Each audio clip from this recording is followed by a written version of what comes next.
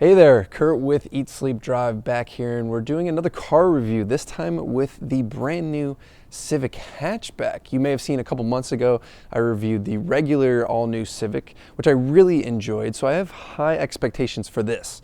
The big news with the hatchback for the enthusiasts or the people who enjoy the manual transmission is that it is finally offered in a manual transmission. Or I shouldn't say finally, but maybe still offered. You can't get the regular four-door Civic in a manual, but Honda has noticed a demand in the hatchback model, so you can get it here. And if you're not into manuals, that's cool too. We're going to be driving the automatic today as well, so we'll be driving both the manual and automatic. Now this car, like the sedan, follows the new Civic styling, and it's very sleek. It's a lot more clean than the last model. The last model was a little bit busy, and they all come with these LED headlights, which will look really cool. A lot of people will say this looks like a smaller version of the Accord, which I think is true to an extent, but not necessarily a bad thing because the Accord is a very good looking vehicle. You are seeing this in the Sport Touring trim here, and it comes with these fantastic blacked out wheels, which are like these dual 5-spokes, if you will. I think they look fantastic, especially on this white color, which is more of like a white pearl. And of course, with this model, the big news is the hatchback itself. It is a little wider than the previous generation, so they actually worked on widening the opening so you could get and fit more things in it. The seats fold flat and it becomes a very usable space, kind of what you would expect from maybe a smaller SUV, but obviously this is in a much smaller form factor. Speaking of space, what's the most annoying thing when it comes to trying to put your bike in your car? Typically, you have to take off the front wheel just in order to barely get it to fit. Check this out. This isn't an SUV, but this is how useful hatchbacks are. Don't even have to take the front wheel off to get my bike in this car. Oh, and hey, while I got you, make sure you hit that subscribe button if you like watching me put bikes in cars. Depending on the model that you get dictates which engine. There are two engine options, a 2-liter naturally aspirated engine making around 140 horsepower, and then the upper trim models get a 1.5-liter turbocharged engine, so it's a smaller displacement, but it makes more power with that turbo, up to 180 horsepower. And as you're going to see in the drive, it's actually pretty potent. We're now inside the Civic Hatchback, and if you want an in-depth tour of this car, it's virtually the same, from the rear seats forward as the regular Civic. So you can go watch my previous video, but I want to touch on a few points of things that I really like about this cabin overall. It's a new sleek design which matches the exterior. I really like this honeycomb grille that runs across.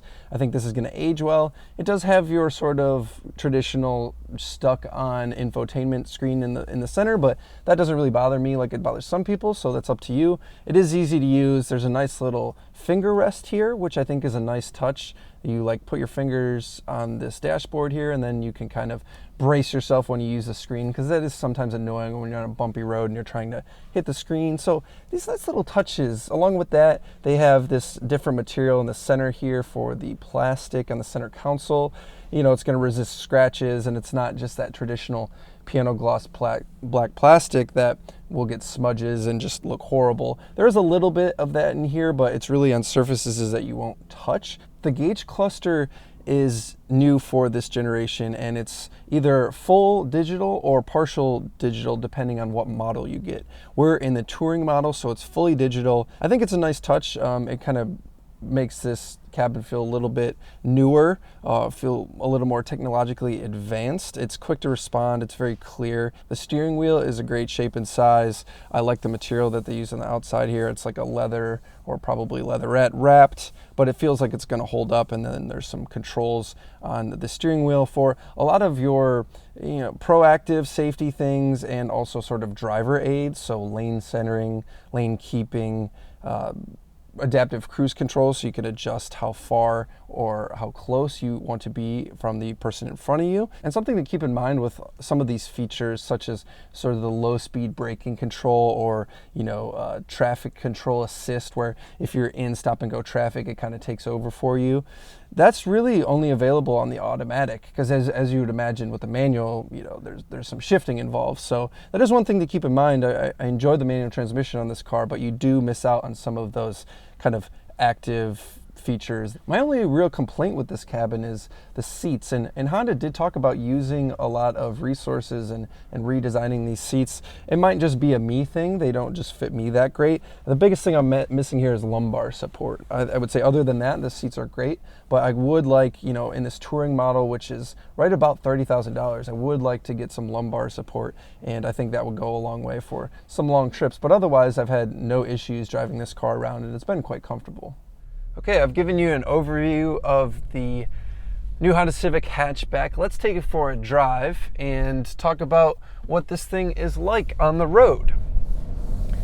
The first thing that is super apparent to me when you get in this car and you drive it, even for a short period of time, is Honda was very successful in making what they set out to do, and they wanted sort of a Zen-like driving experience. And now it's not like an electric vehicle. It doesn't have that level of quietness or anything like that, but there is a certain, you know, solidity to everything here. There's a certain build quality that's very nice. There's a certain level of noise which is very low. So it makes for a really nice driving experience, and that's of course what you want in your commuter car, right? When you look at the suspension, or you feel the suspension that they've used for this thing, it's right along the same lines. Excellent in the form of comfort. It feels like a more premium thing than it is. The suspension does, the entire car does. It's also has great body control as well, so it's not just sort of a super soft suspension so you're all over the place on the road. I like the simplicity of design in here. I've already mentioned that.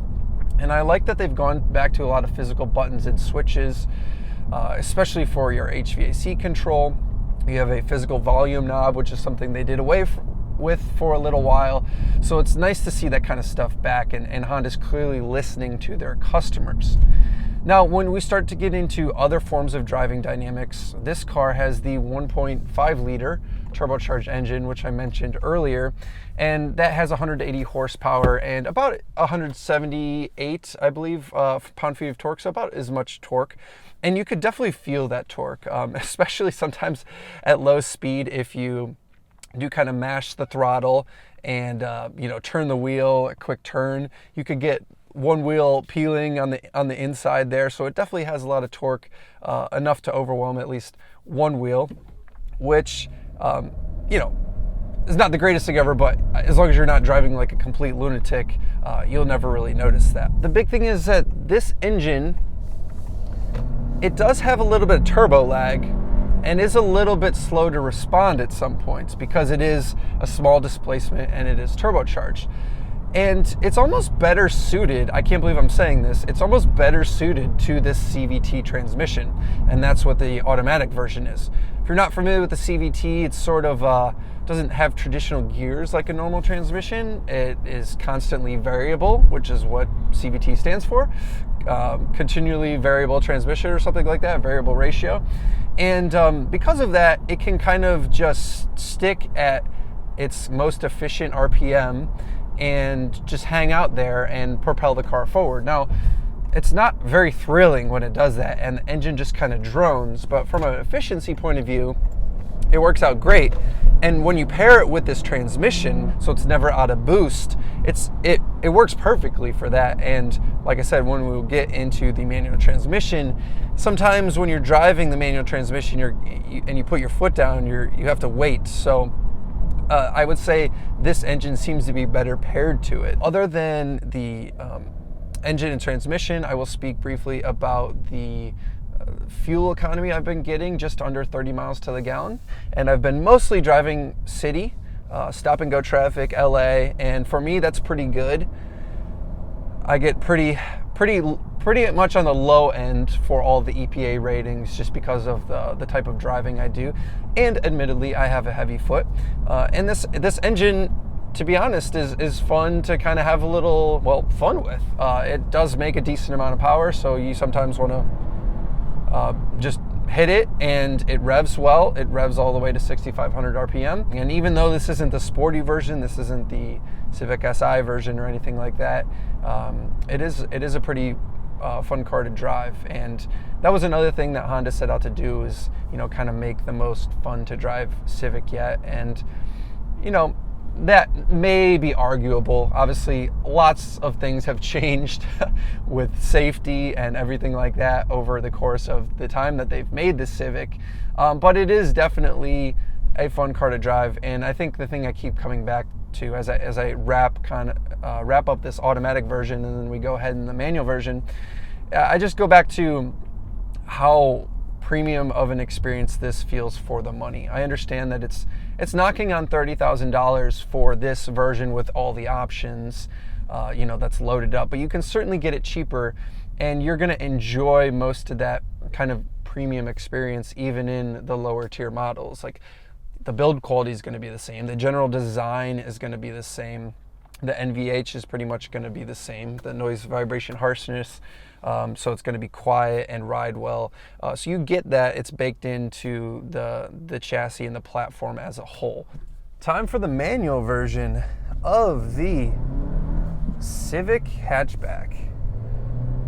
I'm really excited to drive the manual. Being an enthusiast and all, manuals are going away.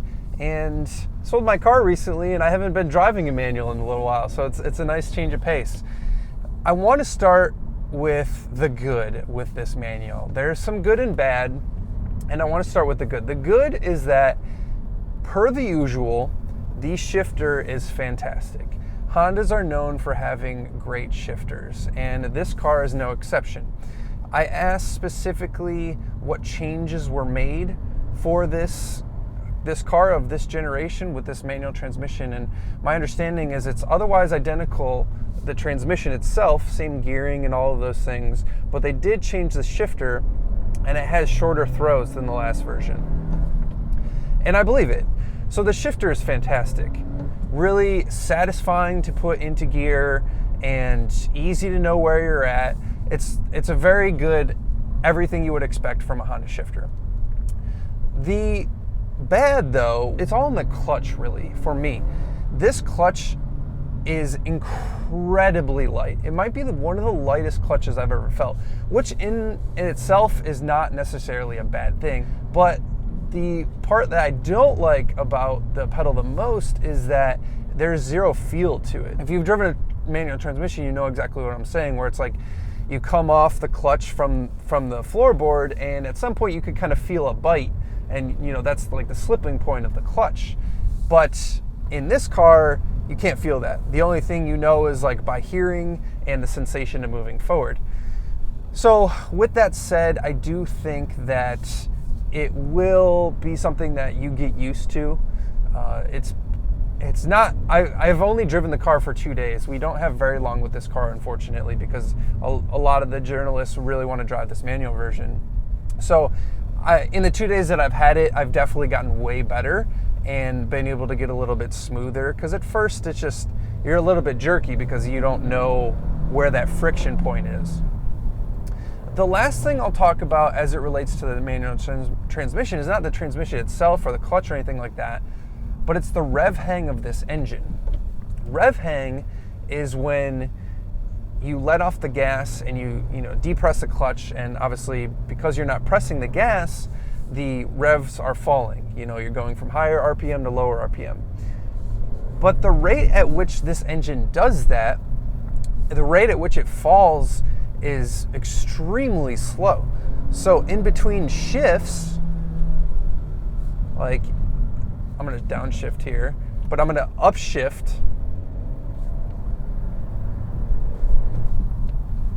It's hard to be smooth with this thing because of how quickly, or not quickly, the revs rise and fall with this engine. I don't know if they have some sort of like very massive flywheel on this thing, because it doesn't seem to want to rev quickly or rev down quickly.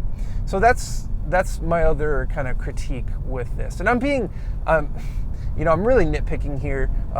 You will notice this if you've been driving a manual transmission for a while. These are things you will immediately notice. This is not something that's like, super obscure, but that is one thing that I really wish they kind of would have done a little bit better. And I think probably with tuning, you could maybe fix some of the rev hang, because I think they build some of that in naturally. So it's kind of a mixed bag with this manual transmission car. I really like the shifter. The interaction with that is fantastic. The gears are great. Everything is great. But, you know, the clutch itself takes some getting used to, and then the rev hang is a little bit annoying. So those are my thoughts on the manual transmission. But other than that, I mean, the visibility is excellent. The seating position is really good. It's a perfect size. The back seats are incredibly usable. I'm 6'1" and I can fit back there without my head hitting the ceiling, which is not very common in this segment. A lot of cars I get in, my head always hits the ceiling. With the hatchback, obviously you are getting a lot more usability with that hatch. It's got a huge wide opening. So overall, like, I have to say, it's a fantastic car if you're looking for a commuter car that is safe. I mean, these Hondas are known for being very safe. Honda takes safety very serious. Being that it's a Honda, it's probably going to be pretty reliable too. And it's pretty efficient. I'm getting about 30 miles to the gallon. So it's a great package. It was kind of Honda's to mess up, because the last generation Civic was great, and this one is also no exception. And I'm very happy that they're continuing to make the hatchback model, especially with the manual transmission.